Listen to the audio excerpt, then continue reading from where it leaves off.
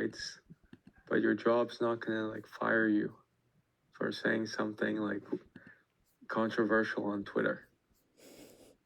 No, but you might get arrested for it, and then you'll lose your job anyway. Very few places. It's tricky, right? Yeah. America has decent protection for dissidents. They might harass you a bit, but you're probably not going to go to jail for dissident speech. You're going to maybe for something else, maybe, but they have to work really hard. Again, I think Ian Freeman's a good case. They've hated him for a decade, and it took so long, about a decade, to get him. So that's pretty good. In many countries, they can just snatch you up, and they don't need Yeah. a reason. Like, US, they need to create a story and a yeah, they reason, need to create a find some story. other Yeah. crime to get. Yeah, create a story. And like the founder of this platform that we're on, he's also Metaslav, and he was basically pushed out of the country in 2014. So, you know, they created a story around him. He just was, you know, creating technologies, both this one and an alternative to Facebook that is free for people. And VK. yeah, exactly. It's a big company here, and it's a big one actually, and it still stands quite strong compared to like Yandex, which is the Google alternative, and that has become basically like everything: a marketplace, car company, car rental company, money processing, everything. So like the scale of technocracy here is quite intense, but the company now, the Telegram is now operating in Dubai. And, you know, like these bright minds coming from a variety of different places are still seeking for first legislations to build their empires, I guess, on, or like really people's companies on. And yeah, I just everyone's searching for safe spaces of communicate, the safe spaces of communication space, safe spaces also on acting on what we say, because we can say whatever, but then if we actually act on it, that's when we can be persecuted. And the story can be created easier around our actions, because the actions can be so traced. Yeah, for dissident, US is probably one of the best. You can talk as much smack as you want, pretty much. You can own firearms. Just look at Alex Jones. Yeah, I mean, look at him. He's not going to jail. Well, how much is he supposed to be able to have to pay back in damages? Like $1 billion. Yeah, so absurd. But that was a civil case, right? Yeah, but it's like Alex. If you think Alex Jones like cares about money, like you're like in for another one. Like clearly, money is just a means for his larger mission of defeating the globalists. Well, that's a good case study. America ruins you financially. That's how they destroy their dissidents. Yeah. They'll make them pay millions in legal fees. They'll take their job. They'll have civil suits.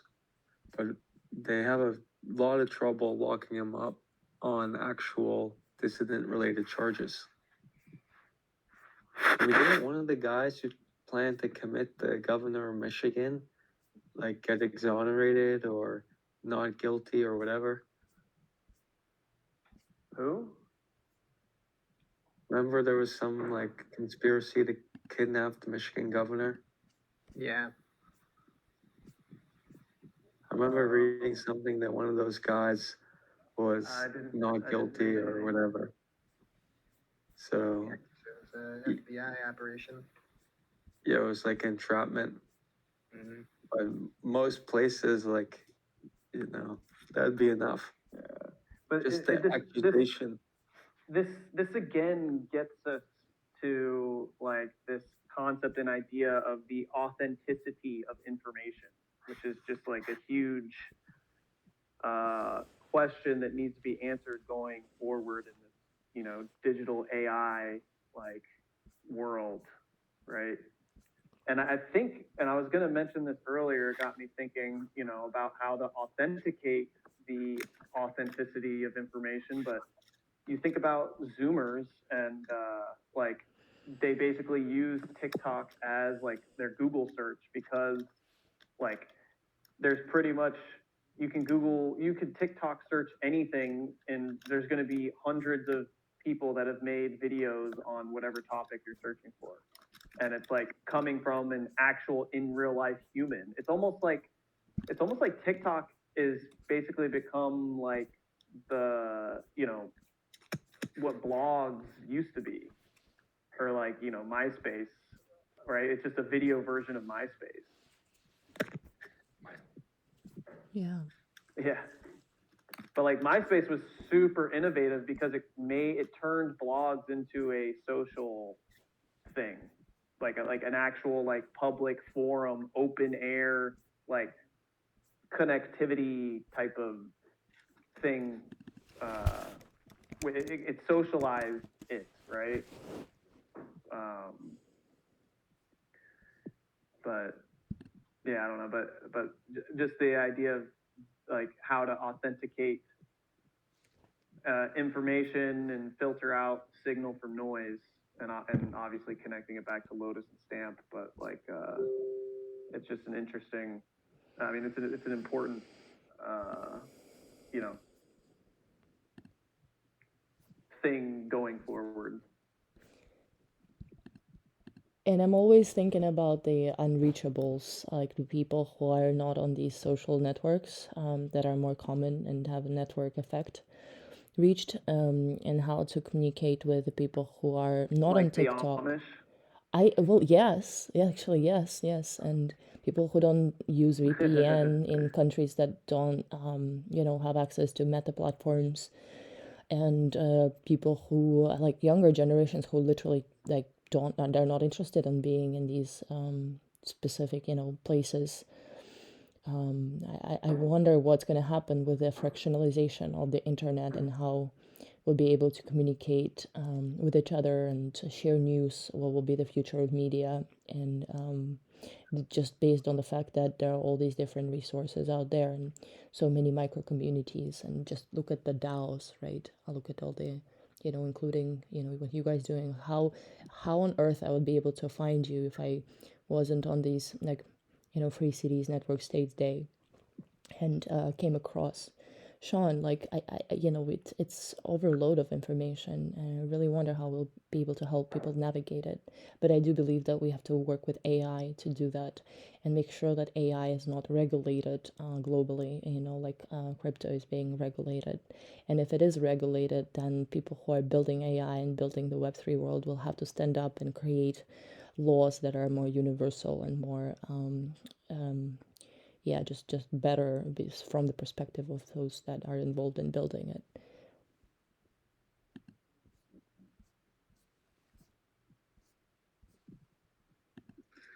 Right on.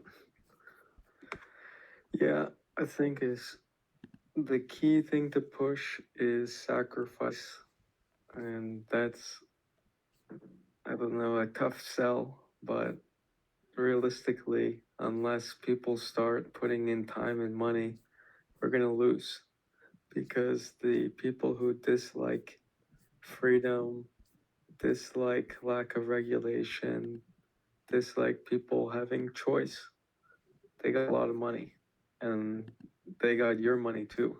They're gonna spend your money to regulate and control you. So unless we counter them with spending our own time and money to try to build just a little sliver that we can, you know, escape and live our lives in peace, we're gonna need to put in a little bit of time and money. So that, I think, is my big push for everyone.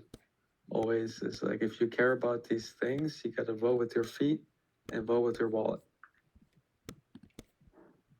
Probably Amen. your hometown is not gonna be able to maintain freedoms it's had historically, if it has any left. And this idea that we're just gonna save California, and we're gonna save Illinois, and we're gonna save New Jersey, and we're gonna save, it's like, that's not realistic. So someone's gonna have to give up their home place. That's how America was built. Mhm. A bunch of Europeans said, we're gonna leave our home continent and go to the new world where we Mhm. hear there's a better life.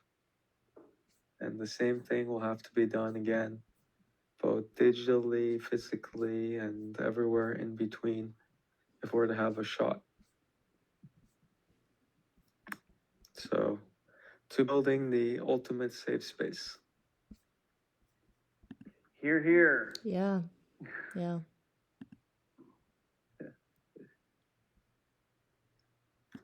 Good Right, times. shall we end it? Thank you guys. Yeah, no, that's a great place to end it.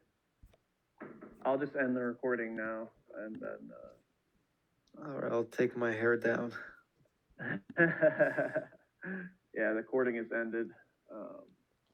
Yeah, I'm looking for that Titus or Titus. Oh, there it is.